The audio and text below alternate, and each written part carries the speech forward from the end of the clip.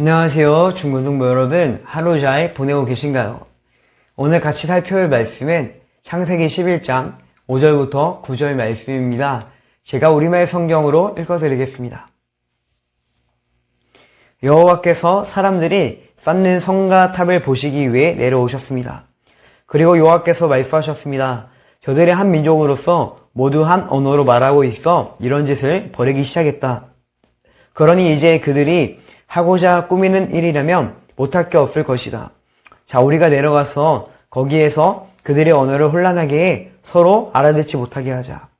그리하여 여호와께서는 그들을 그곳에서부터 온 땅에 흩어버리셨습니다. 그들은 성 쌓는 것을 그쳤습니다.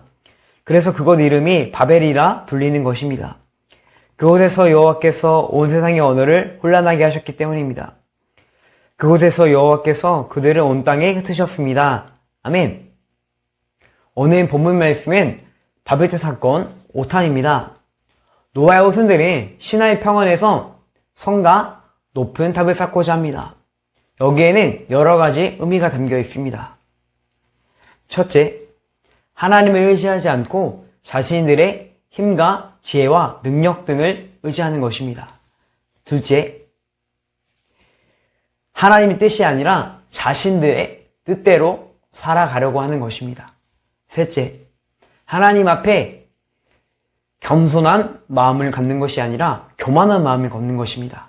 넷째, 하나님의 영광을 위해서 사는 것이 아니라 자신들의 영광을 위해서 사는 것입니다.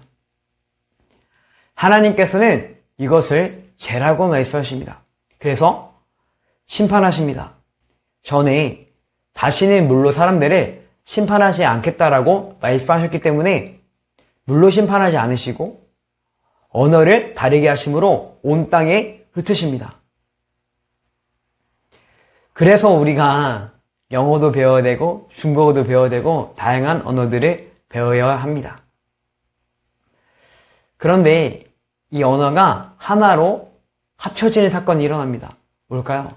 바로 오순절 성령 강림 사건입니다. 이때 사람들이 같은 언어로 말하고 같은 언어로 하나님의 큰일을 말하면서 하나님을 찬양합니다. 사실 우리도 바벨탑 사건 가운데 사람들이 지은 죄와 똑같은 죄를 짓고 살아갑니다. 그쵸? 그렇기 때문에 우리도 똑같이 하나님의 심판의 대상이라는 것입니다.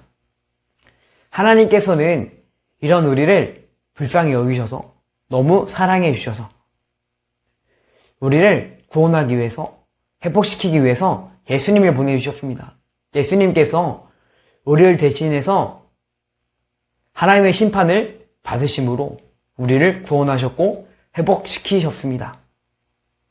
말씀을 정리하겠습니다.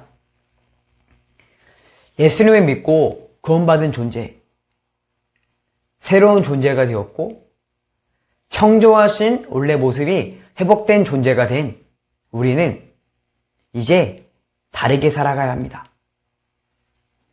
나의 힘과 지혜와 능력 등을 의지하는 것이 아니라 하나님을 의지해야 되며 또한 나의 뜻대로 사는 것이 아니라 하나님의 뜻대로 살아가야 하며 그리고 하나님께 교만한 마음이 아니라 겸손한 마음을 가져야 되고 나의 영광을 위해서 사는 것이 아니라 하나님의 영광을 위해 사는 자가 되었고 또한 그렇게 살아가야 합니다. 그래서 우리가 하나님께는 영광이요 기쁨이요 우리에게는 참된 기쁨과 평안을 받고 누리기를 소망합니다. 같이 기도하기 원합니다. 첫째, 예수님을 믿고 새로운 존재, 청정하신 모습이 회복된 존재로서 살아가게 해달라고. 둘째, 중고등부가 주 안에서 하나가 되게 해달라고. 마지막으로 각자 기도 제목을 가지고 함께 기도하겠습니다.